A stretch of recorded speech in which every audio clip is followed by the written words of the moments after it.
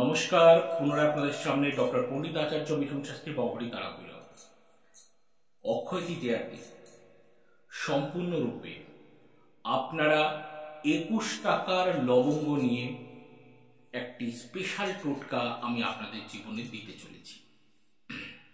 সেটি হলো অক্ষয় তৃতীয়ার দিন, ঠিক যেদিন 10ই মে, সেদিন আপনারা 21 টাকার লবঙ্গ সকালবেলা ঘুম থেকে উঠে খালি পেটে 21 টাকার লবঙ্গ নিয়ে 21 টাকার লবঙ্গ দোকান থেকে কিনে নিয়ে সম্পূর্ণরূপে সেই লবঙ্গটি যে কোনো মন্দিরে দিয়ে চলে আসুন।